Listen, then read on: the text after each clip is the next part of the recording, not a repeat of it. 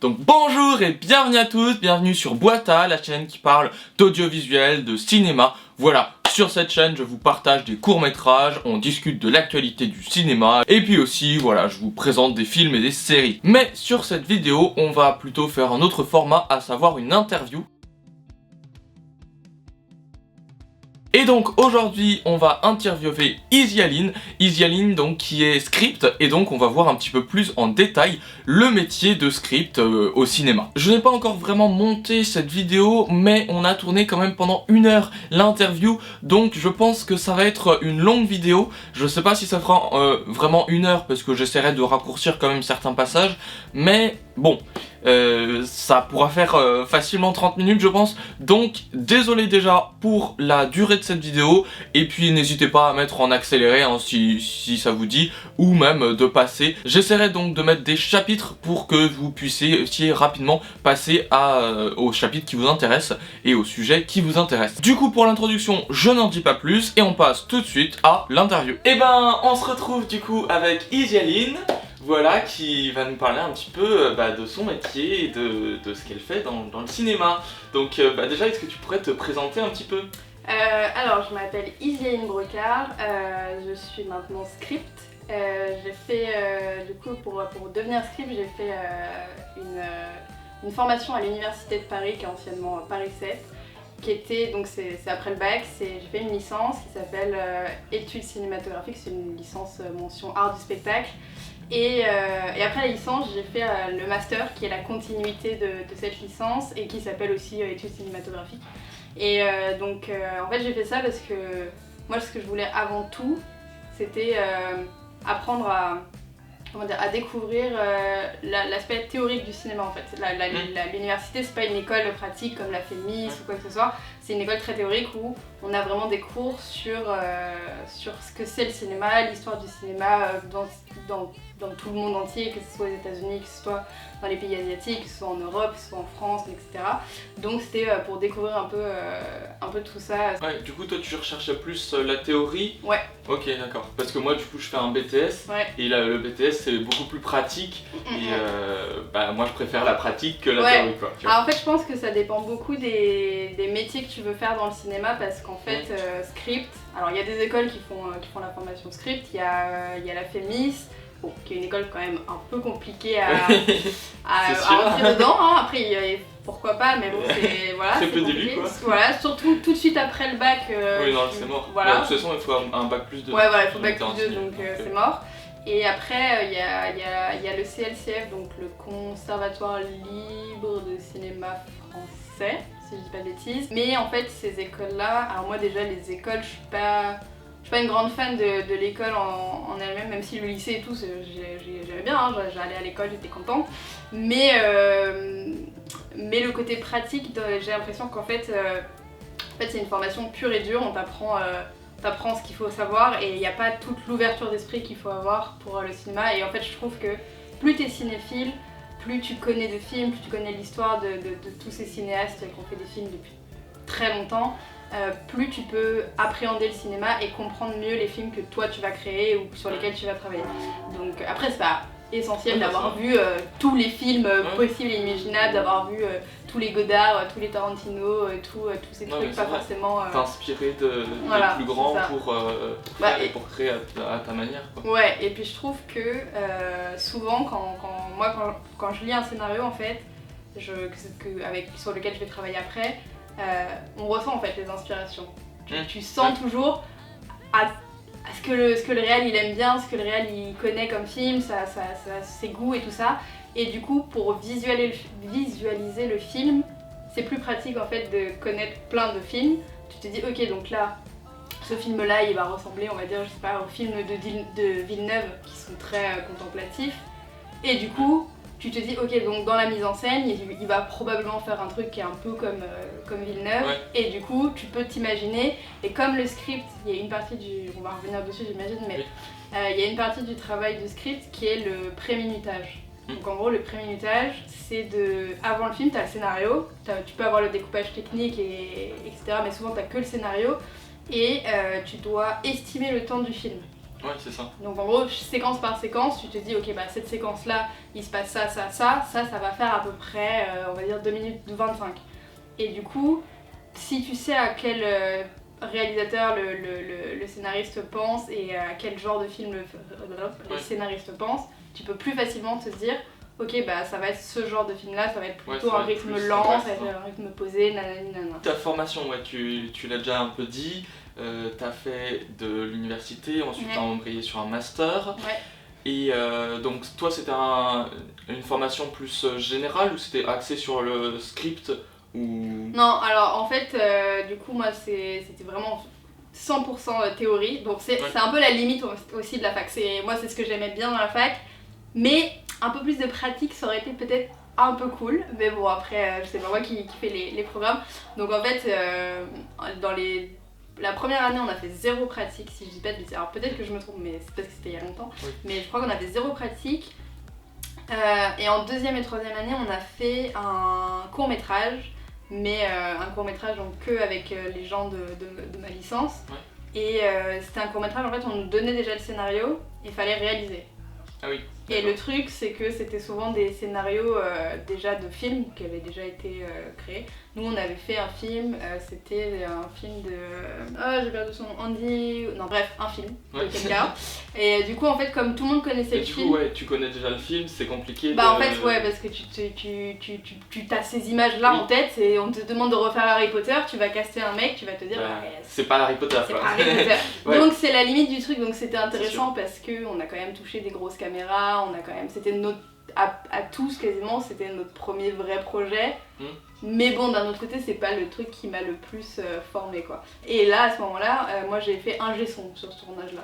Ah oui, ok. On n'avait pas de script par exemple. Oui, d'accord. Donc c'est pas du tout là que j'ai appris le métier de script. Ouais, donc là en fait tu touchais vraiment à tous les métiers. Ouais, en fait, que ce soit de l'image, que ce soit du son. Donc en gros, c'était une initiation, on va dire, à ce que c'est un tournage quoi. Donc c'était bien parce que comme on était en deuxième année, c'était cool de découvrir un peu l'aspect pratique du truc. Mais d'un autre côté, bon, il n'y avait même pas tous les corps de métier, on n'avait pas de déco, on n'avait pas de maquilleuse, on n'avait pas de script. Donc c'était un peu un truc à l'arrache que je ne montrerai jamais à personne, hein, on va pas se mentir. Après les projets comme ça, entre étudiants et tout, c'est pas... y a pas non plus tous les métiers. Ouais, non voilà, donc... C'est compliqué d'avoir tout. C'est ça. Mais du coup, bon, c'était la première approche et du coup, voilà, après en master, on a fait pareil. Alors là, on a écrit notre scénario, mais on avait un thème aussi. Alors le thème, c'était... Est-ce que je vais me rappeler? Mais bref, on avait un thème et du coup, c'est pareil, enfin... Ça limitait quand même vachement le truc. Ah oui, non, c'était... En fait, on devait partir d'un lieu. On choisissait un lieu et on devait créer une histoire dans ce lieu-là. Et du coup, en fait, chaque personne ramenait une idée de lieu qui l'inspirait. Moi par exemple j'avais fait de la SPA de Gennevilliers et parce que j'adore les animaux et je trouve que c'est un endroit très esthétique, je sais pas si t'as déjà été mais c'est très... c'est comme une prison, mais une prison positive parce que le but c'est quand même d'adopter les animaux etc. Mais ça reste quand même très gris, très box, cage, barreaux partout, donc c'était un peu voilà. Et du coup on avait tous proposé un truc, sauf que comme on pouvait pas faire un film chacun, on a dû couper des lieux. Et donc, c'est le prof qui a coupé les lieux. C'est pas nous qui se sont dit, ok, bah moi ce lieu-là il me parle, donc je vais me mettre avec cette personne-là. C'est le prof qui a dit, ok, bah moi je préfère ce lieu-là, donc on fait ce lieu-là. Donc il y a beaucoup de lieux qui ont sauté et alors moi le mien a sauté mais pas parce que le prof ne l'aimait pas, parce que il y avait trop de gens qui étaient allergiques aux chiens donc on pouvait pas monter une équipe. Donc bon voilà, et du coup on s'est retrouvés à faire un film. C'est terrible parce que je parle mal de ce film encore une fois. Bon, j'espère que personne ne verra ça que je connais.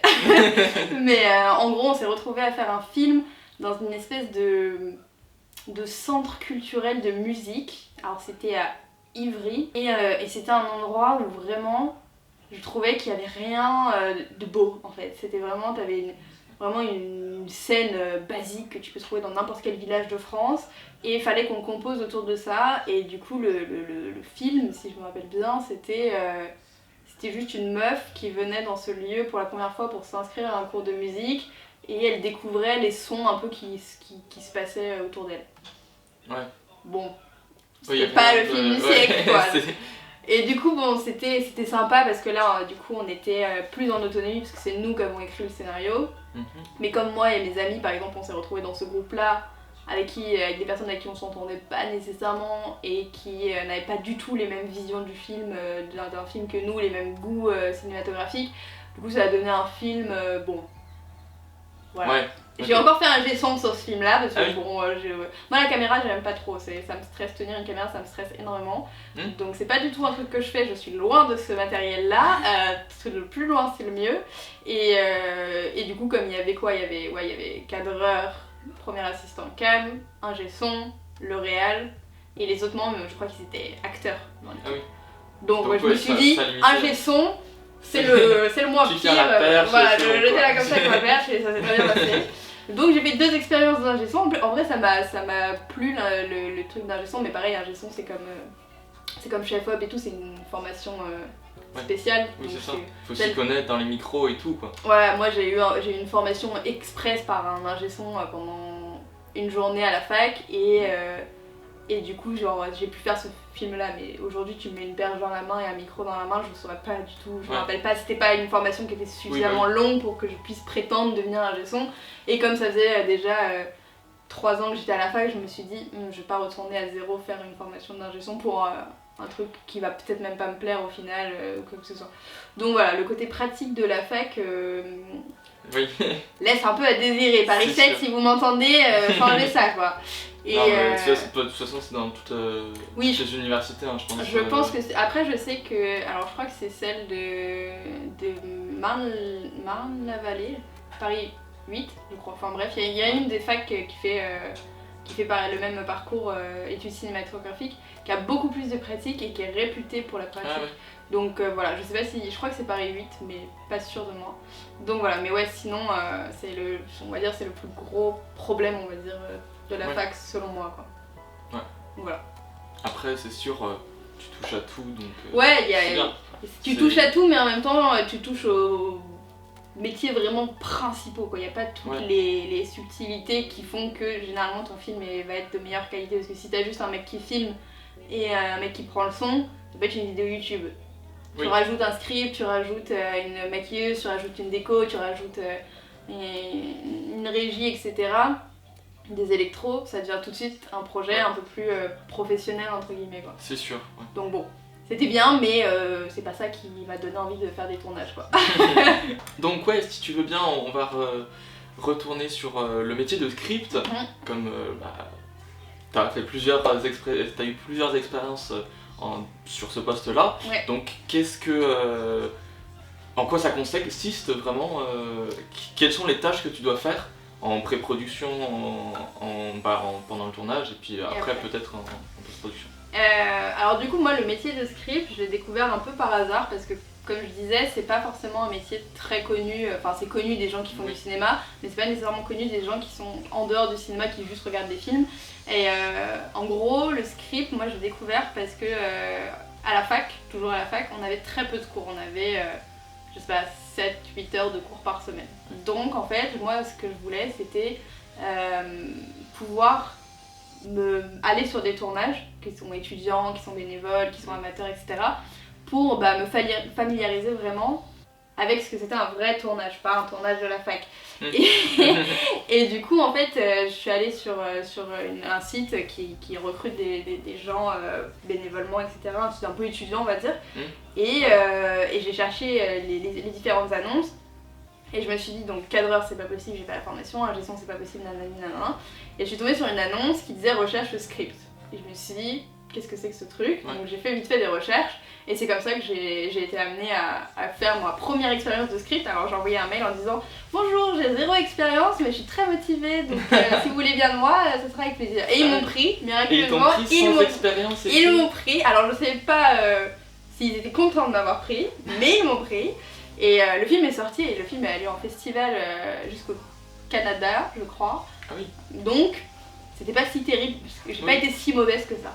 Du coup, en gros, le métier de script, c'est un peu, on va dire, c'est souvent considéré comme la secrétaire du tournage. Bon, ça implique plein de choses, mais en gros, ça peut être la secrétaire du tournage. Donc en fait, avant le tournage, je lis le scénario déjà, c'est la première chose. Je vois s'il y a des choses qui me qui me perturbe, que je comprends pas. Genre, déjà, t'as un regard, un deuxième regard à part le scénariste, des fois le réalisateur si c'est pas la même personne, l'assistante Réa, sur le scénario, voir si tout semble fluide, clair, cohérent et si ça progresse bien, si le film semble avoir du sens. Donc t'as ce premier regard-là sur le film. Et après tu fais donc le pré-minutage dont on a parlé tout à l'heure, qui a pour but de savoir à peu près la durée du film. Alors c'est jamais exactement... j'ai jamais fait le timing à la seconde près, ça ne m'est jamais arrivé encore. C'est sûr que c'est compliqué. Voilà, mais souvent je suis à 2-3 minutes d'écart. Ah oui, quand même. Donc sur des films de... 15-20 minutes. Au lieu de faire 15, ils font 17 ou ils font 13 quoi, donc ça va. En vrai ça va, et en fait c'est... Alors sur les longs métrages, je sais pas si c'est aussi important que sur les courts métrages. Sur les courts métrages c'est important souvent parce que les courts métrages, pour qu'ils rentrent dans les festivals et dans certaines catégories, il faut qu'ils fassent un certain temps.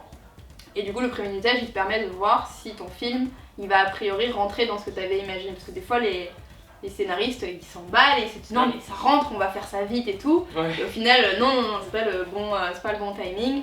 Et du coup c'est assez important de faire ça. Donc ça c'est la première partie qui est pas extrêmement compliquée, qui peut être un peu laborieuse sur des longs métrages parce que du coup tu lis le scénario et tu comptes dans ta tête en même temps. Donc bon, c'est pas la partie la plus passionnante du métier, mais c'est toujours un peu rigolo à faire. Et ce qui est rigolo surtout c'est de voir après si t'avais bon. Moi c'est ça qui me satisfait, c'est de voir si j'étais... C'est un peu un jeu comme ça, c'est ça, tu paries. C'est un peu ça, c'est de me rendre compte si j'étais très loin ou si j'étais plutôt pas trop mal, donc ça c'est assez rigolo.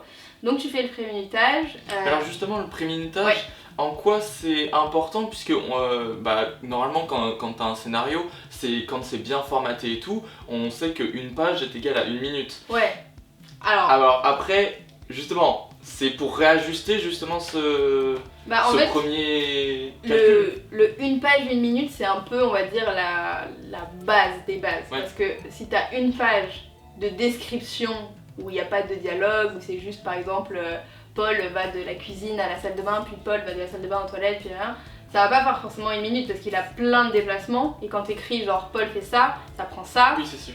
Et au final, le temps que caméra, tu vois, ça prend beaucoup plus de temps. Donc une page 1 minute, c'est un indice, on va dire, c'est pour se faire à peu près à l'idée, mais c'est pas forcément, ça dépend du scénario quoi. Du coup en gros c'est une page 1 minute, ensuite toi tu affines avec le pré-minutage et puis ensuite le tournage. Et après au tournage on voit. Et du coup c'est à peu près ça. Et moi c'est pas souvent au final que j'ai une page 1 minute en vrai. Ouais. Je t'avoue que... Après moi je fonctionne par séquence, le pré-minutage tu fais séquence 1, ça fait tant de temps, donc je fais pas forcément attention aux pages. Mais c'est rare que j'arrive à la fin de la page et je me dis oh 1 minute pile, c'est souvent 50 secondes ou 1 minute 5, 1 minute 10, tu vois. C'est pas forcément... après de toute façon, justement je pense que quand on dit une page 1 minute, c'est une moyenne quoi. Ouais voilà, c'est plus une moyenne, t'as des pages qui vont faire plus 50 secondes, plus d'autres plus 1 minute 10. Et c'est ce qui permet de faire la moyenne. Ouais, c'est exactement ça. Et du coup après le pré-minutage, c'est pas forcément, c'est pas l'étape la plus importante et c'est pas obligatoire. Il y a des réals, je leur dis vous voulez que je vous fasse un pré-minutage, ils me disent non parce qu'ils ont pas forcément de contraintes de temps. Et du coup ils me disent bah tu peux le faire si ça t'amuse, mais nous on va pas en tenir particulièrement compte. Alors que par exemple, là comme on parlait tout à l'heure, le Nikon Film Festival, c'est 2 minutes 20. Faire un film en 2 minutes 20. Essayer, c'est pas évident. C'est court. Et du coup, quand je lis les scénarios des Nikon sur lesquels je travaille, souvent les réalisateurs ils sont très optimistes parce qu'ils sont là en non mais 2 minutes 20, même en 2 minutes 10 là c'est bon, je mets même mon générique pendant 10 secondes. Je fais le pré-minutage, je leur dis moi mon pote, je suis plutôt à 3 minutes 20 quoi. Donc c'est sur ce genre de projet où t'as des vraies contraintes, c'est important parce que tu peux toujours te dire non mais c'est pas grave, je verrai au montage, ou c'est pas grave, je verrai sur le tournage. Sauf qu'une fois que ton film il est enregistré, tu peux pas refaire le tournage si vraiment au montage tu vois que si tu coupes trop de trucs, parce que si tu coupes trop de trucs, ton film il peut plus vouloir rien dire. Voilà. Et au Nikon c'est souvent le cas, c'est souvent qu'au montage les réals ils se disent ah il va falloir que je coupe une séquence entière. Alors finalement. Comment on enlève Voilà c'est ça. Faire du tri. Et du coup bon des fois ça peut faire des mauvaises surprises, donc par exemple sur ce genre de situation le pré-montage est hyper important quoi. Donc voilà, donc ça c'est la première étape, c'est le pré-minutage. Après, avant le tournage, c'est toujours en fonction des projets. on fait une continuité chronologique. Donc la continuité chronologique, en gros, c'est faire un espèce de document qui dit dans chaque séquence à quel moment ça se passe. Donc par exemple, c'est compliqué à expliquer ça. Par exemple, la séquence 1, c'est Paul est en train de faire à manger. Ouais. Okay. Et la séquence 2, c'est Paul part à l'école. Okay. Séquence 1, tu te dis, est-ce que ça se passe jour 1? Donc c'est le jour 1 de l'histoire. Oui. Séquence 2, quand Paul il part à l'école, est-ce que c'est la suite directe? Si c'est la suite directe, c'est toujours jour 1. Donc il a la même tenue, tu vois, c'est la continuité, on a juste fait une ellipse. Si par exemple Paul il part à l'école mais que c'est le lendemain parce que le repas de la séquence 1 c'était le soir et il part à l'école donc c'était le lendemain, tu passes au jour 2. Ouais, donc en gros ça c'est de noter chaque séquence à quel moment elle correspond dans le film, ouais. et à combien de temps se passe entre les séquences. Quel jour c'est à peu près. Exactement. Quel jour de l'histoire c'est. Voilà, c'est ça. Et ça en gros ça sert alors pour les raccords tenus, parce que sur le tournage on ne tourne pas forcément dans l'ordre chronologique, on ne fait pas séquence 1, séquence 2, séquence 3, séquence 4, ça serait trop facile. Et du coup par exemple si le premier jour de tournage on tourne la séquence 5 qui se passe le jour 3 du film, et que le lendemain on tourne la séquence 1 qui se passe le jour 1, il faut penser que c'est pas forcément la même tenue, c'est pas forcément tout ça, et du coup d'avoir le document en avance, ça te permet de savoir ce que tu vas tourner et donc savoir quelle tenue on a besoin, quelle tenue on va avoir besoin pour telle séquence.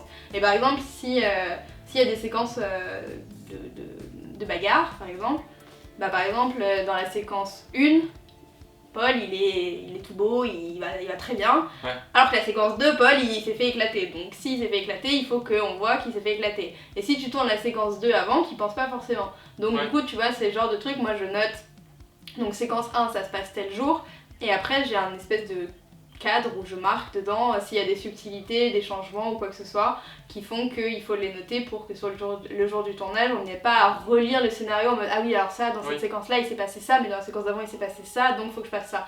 Tout est... En fait tu facilites le travail pour pas avoir à relire plusieurs fois le... En fait le métier du script en pré-production c'est vraiment ça, c'est d'arranger le scénario, le scénariste et le réalisateur pour que le jour du tournage on perde le moins de temps possible. Parce que sur les tournages il y a souvent du retard déjà, souvent des problèmes que ce soit de technique ou matériel ou quoi que ce soit, et du coup moins tu perds de temps à préparer tes plans, à préparer l'organisation, mieux c'est pour l'équipe, il y a moins de stress à se dire oh là là attends on en est où, ça c'est quoi, ça va où, est-ce qu'il va y avoir un faux raccord, rechecker pendant une demi-heure, ça fait perdre du temps, ça fait du stress, donc plus c'est prêt, mieux c'est. Ok.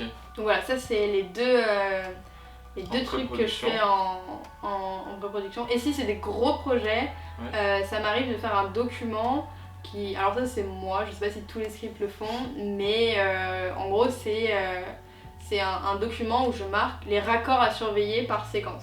Donc par exemple si dans la séquence 3, Paul il est en train de faire une partie d'échecs, je marque dans la séquence 3, attention à surveiller la partie d'échecs. Les pièces des échecs, voilà, c'est bien... parce que alors les parties d'échecs, les cigarettes, les jeux de cartes, c'est les trucs qu'on adore quand on est script. Alors s'il est en train de fumer sa clope pendant qu'il est en train de faire un jeu de cartes, alors là t'as juste envie de mourir.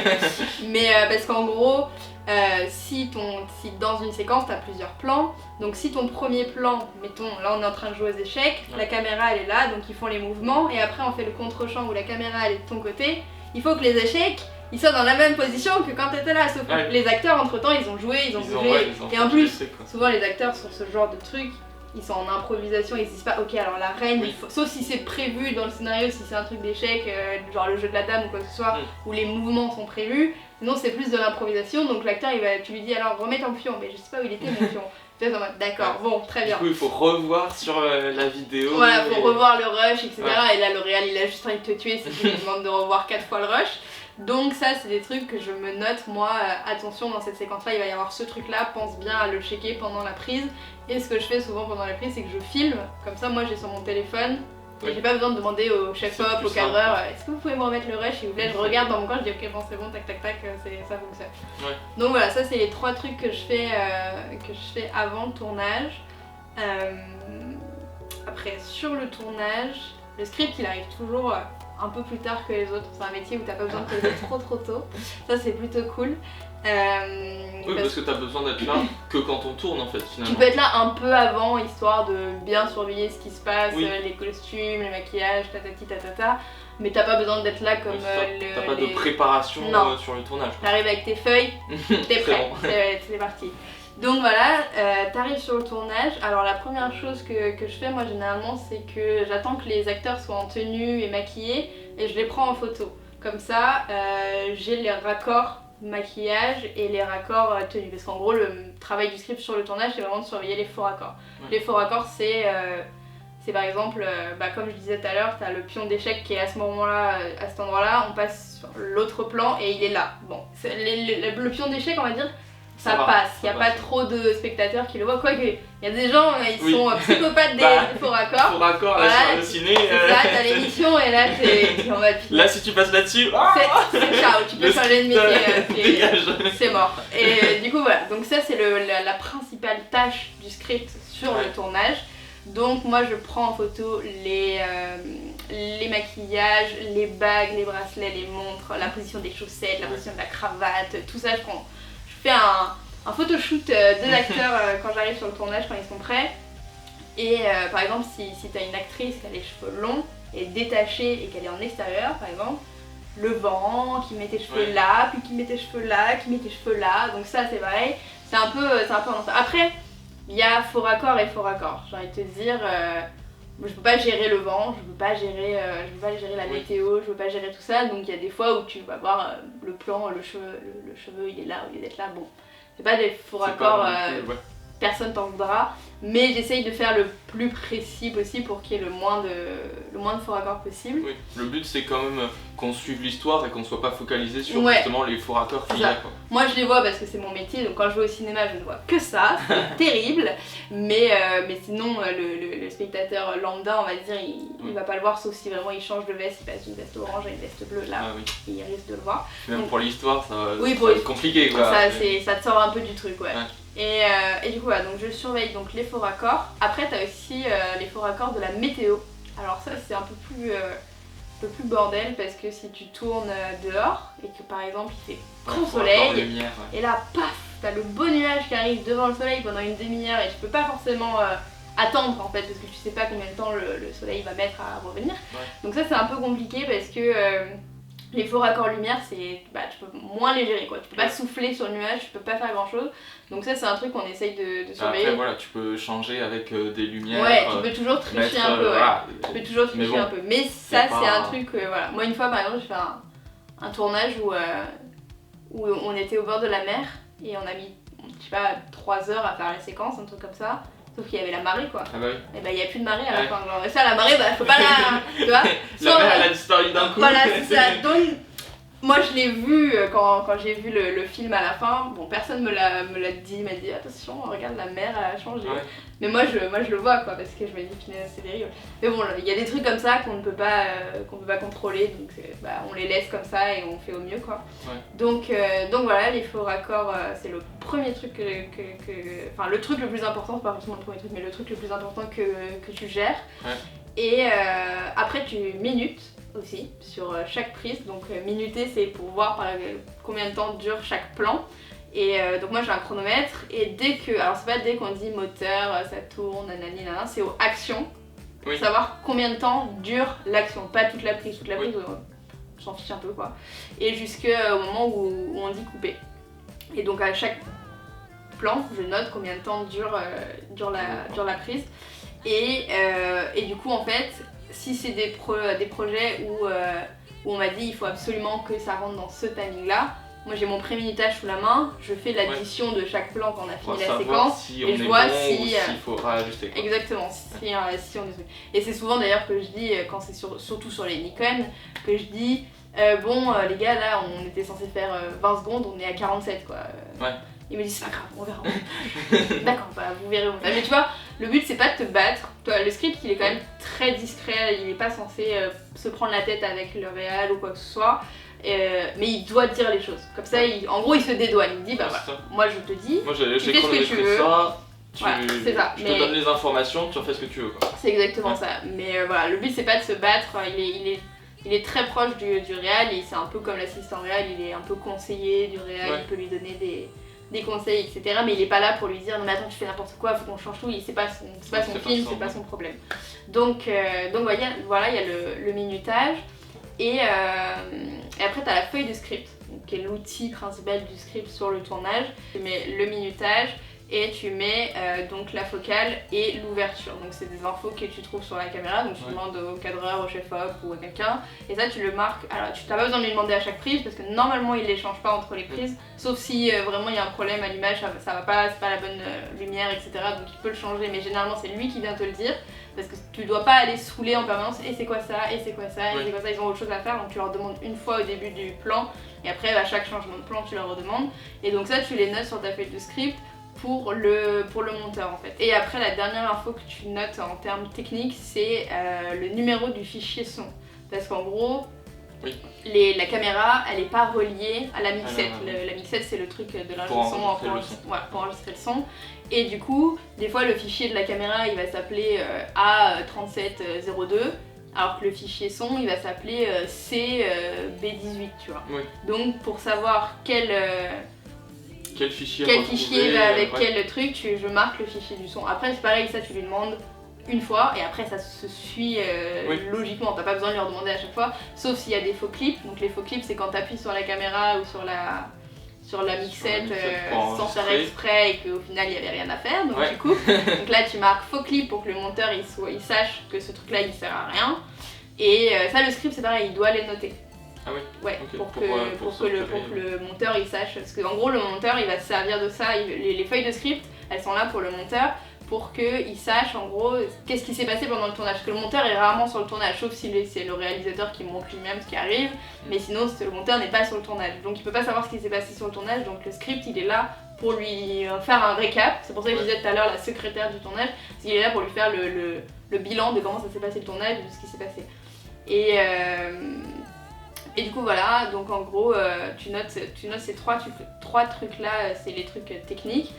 Et après, donc tu notes sur ta feuille de script aussi ce que c'est le plan en fait, qu'est-ce qu'on est en train de tourner. Donc c'est-à-dire l'action qui est en train de se dérouler, c'est ça ? Tu marques l'action, donc par exemple Paul est en train de faire une partie d'échecs et tu marques la valeur du plan. Donc la valeur du plan c'est si c'est un plan large, un plan rapproché, un plan séquence, nanani nanana. Tu marques, en fait plus tu marques d'infos, mieux c'est pour... Après t'as pas besoin de marquer il fait 3 pas à droite non plus tu vois, mais tu refais pas le scénario. Voilà c'est ça, mais plus tu marques, plus en fait le monteur il va facilement comprendre de quoi on parle en fait. Donc ça va être pareil, un gain de temps pour lui après quoi. Et le dernier truc en fait pour identifier, alors là c'est pas forcément le script qui le fait, même si sur les tournages bénévole, c'est souvent lui qui s'en charge, c'est le clap. Donc le clap en gros ça sert à synchroniser l'image et le son. Donc en gros tu notes le numéro de la séquence, tu notes le numéro de la prise, etc. Et du coup au moment où tu fais ça, le bruit qui sera enregistré au son il va pouvoir être raccordé à l'image pour que ça soit bien synchro. Et du coup voilà, et le clap c'est hyper important, et quand on oublie le clap, ce qui arrive, ou quand on veut faire clap de fin, les claps de fin c'est alors là, on arrête les claps de fin, c'est terrible parce qu'il y a toujours le réel qui dit coupé, t'as le mec sur la caméra, pip, et moi je suis là, clap de fin, et c'est trop tard. Donc les claps de fin c'est à bannir, ça ne devrait pas exister, je suis contre les claps de fin.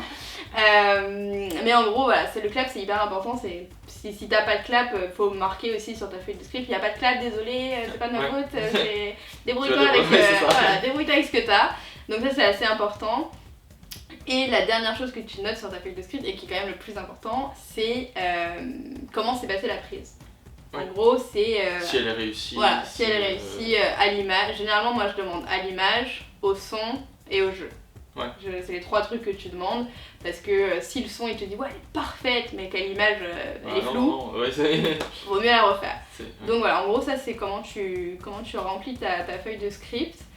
Et sur le tournage, la dernière chose que tu gères un peu c'est les questions de mise en scène. Alors ça c'est pas obligé, c'est encore une fois ça dépend les projets, ça dépend les réals, ça dépend le lien que tu as avec avec le réel, mais en gros on dit toujours que le carré de la mise en scène, donc les gens qui sont vraiment liés à la mise en scène, c'est le réel, le chef-op, le script et l'assistante réelle, ou l'assistant réel, et souvent c'est des assistants. Et du coup c'est ces 4 personnes-là qui gèrent la mise en scène, parce que souvent sur les petits projets, il y a toujours tout le monde qui vient fourmiller et qui vient dire ah non mais regarde si tu mets là ta caméra, est-ce que ça te ferait pas un peu mieux, est-ce que si tu fais ça et alors là c'est comme ça que tu perds 1 heure de ta vie, pour qu'au final le réel ils disent non mais en fait on va rester sur mon idée de base, on va dire oui mais ça on aurait pu le voir 1 heure avant, ça nous aurait évité de perdre du temps et souvent en plus c'est comme ça que les esprits s'échauffent on va dire, parce que tout le monde donne son avis et en mode mais non mais toi t'as... Et au final personne n'est content. Voilà c'est ça, donc le carré de la mise en scène, donc les personnes qui ont le droit entre guillemets de parler de la mise en scène, c'est ces 4 personnes là, assistants, chef-op, réal et script. Et le script on va dire c'est celui qui est le moins légitime, sauf s'il y a des aberrations de mise en scène. Oui. Donc par exemple la règle des 180 degrés, je sais pas si tu es familier avec ça. Mais en gros tu ne dois pas... tu dois pas dépasser la ligne. Voilà, t'as tes 2 personnages qui sont là et tu ne peux pas mettre ta caméra là puis là, sinon ça fait une saute d'axe et l'image... c'est un peu bizarre et tout le monde est en mode oulala. Donc là le script s'il voit ce genre de choses, il peut dire non, ne le faites pas. Et encore une fois, si le réel dit si je veux le faire, pas ton problème. À un moment donné. Après voilà, ça peut être aussi un choix de mise en scène. Voilà, ça peut être voulu et tout, mais voilà, c'est là que le script il intervient sur la mise en scène et où il donne son avis. Il va pas te dire non mais ce plan là je le trouve pas beau. Bah oui mais on s'en fiche un peu de ton avis. Donc c'est plus sur ce genre de choses là qu'il intervient. Et puis par exemple aussi des raccords, par exemple par rapport aux autres séquences, si tu trouves un raccord qui est pas bon avec la mise en scène, c'est ça, c'est si les raccords qui... Parce que le script, le réel il pense pas forcément à ça quand il tourne, parce qu'il a le réel c'est celui qui a le plus de trucs à penser, donc son cerveau il va exploser à tout moment. Donc il pense pas forcément à comment sa séquence elle se termine, par quelle image sa séquence elle se termine, et du coup par quelle image la séquence suivante va reprendre. Du coup le script, ça c'est un truc qu'il faut qu'il garde en tête pour voir si la transition en fait elle va fonctionner. Si par exemple t'as un personnage qui à la fin de la séquence s'arrête, puis après la séquence d'après il est je sais pas 100 mètres plus loin en train de marcher, ça va être bizarre. Tu vois, il y a des trucs, il y a des règles un peu bizarres, donc ça c'est le script qui peut y penser. Même si normalement le chef-op et les réals y pensent aussi, mais le script c'est un truc auquel il peut penser. Il peut rappeler. Voilà, c'est ça. Et voilà pour le tournage. Il a déjà pas mal de boulot. En vrai ça va parce que ça paraît impressionnant comme ça quand t'en parles, parce que ça fait beaucoup de trucs à voir. Mais après tu le fais à chaque prise, tu le fais juste. En fait c'est une fois que t'es. Au début de la prise, tu le fais et puis c'est bon. C'est ça. Une fois que t'es rentré dans le truc et tout, c'est pas le métier le plus fatigant non plus.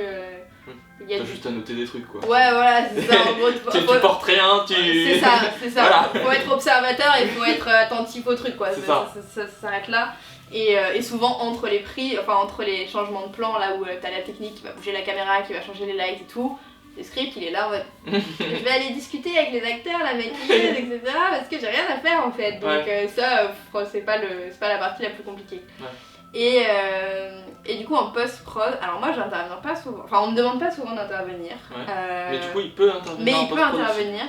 En gros, il peut intervenir, du coup, moi ce que je fais, c'est que comme je travaille sur feuille, parce que je suis une ancienne, je n'ai pas d'iPad, parce que sous la pluie, l'iPad, je déteste ça, je travaille avec des feuilles. Les feuilles sous la pluie, c'est pas non plus... mais je sais pas, si je perds ma feuille, je perds ma feuille, si je perds mon iPad, ça me fait chier, quoi. Oui, c'est sûr. Mais du coup, je travaille avec des feuilles, et comme des fois, t'es dans le vent, t'écris sous la pluie, etc., j'écris très mal, je rédige mon rapport script sur l'ordinateur, en fait.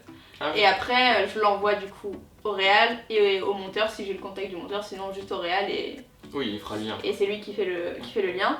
Et du coup, en fait, le moment où il peut intervenir en post-prod, c'est pendant le montage du coup. Soit il peut aller regarder le montage avec le réal et avec le monteur pour lire en gros son rapport et dire voilà moi ce que j'ai noté c'est que cette prise là elle est mieux parce que nanani nanana. Mais vu que t'as fait ton rapport, c'est pas obligatoire en fait, tu vois, ça dépend. Moi ça. C'est déjà marqué quoi. Ouais voilà. Normalement si c'est bien fait, c'est ça. Après il faut savoir que y a des réals, des fois tu leur envoies les rapports, tu leur dis cette prise là c'est non. Il va quand même l'utiliser parce que mais elle est mieux à la lumière, nanani nanana. C'est comme par exemple le truc hyper connu là de Game of Thrones avec ce gobelet Starbucks dedans. moi je suis sûre et certaine que le script l'avait vu, que le script l'avait noté, et que le réal ou le monteur, soit ils ont dit bon, c'est pas grave, soit genre ils l'ont pas vu parce qu'ils n'ont pas lu bien le rapport. Oui. Moi je suis le script, ou alors il est très mauvais, tu peux pas ne pas voir un gobelet Starbucks au milieu d'une scène médiévale, je n'y crois pas. Donc ça arrive qu'il y ait des trucs, des fois je vois les films, je me dis mais attendez, cette prise là j'avais dit non, il y a un truc qui va pas, mais que eux ne voient pas forcément. Oui.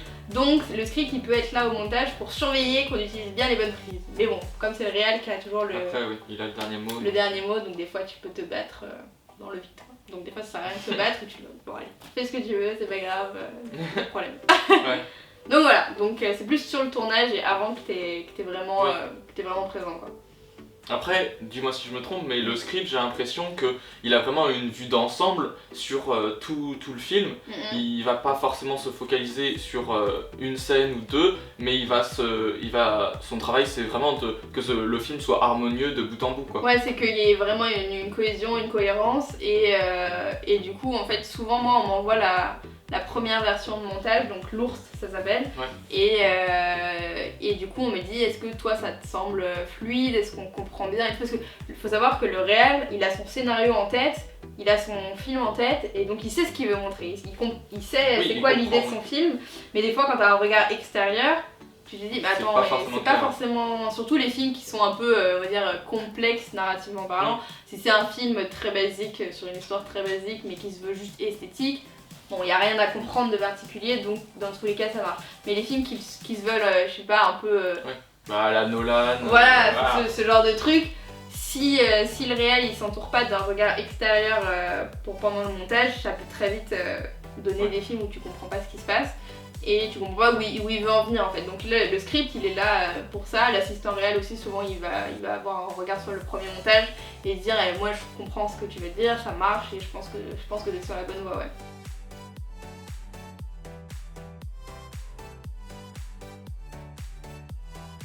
En tout cas, prochaine vidéo samedi prochain à 18 h ou peut-être un peu plus tard. Bon, on verra à quelle heure elle sortira, mais samedi prochain. Et sinon, comme d'habitude, un pouce bleu, un petit commentaire, ça fait toujours plaisir. Et puis même, vous pouvez vous abonner, c'est juste là. Et sinon, vous pouvez très bien aussi aller voir ma dernière vidéo juste là, ou même la vidéo suggérée ici. Voilà. Et moi, donc, je vous dis à plus pour de nouvelles vidéos. Salut, salut!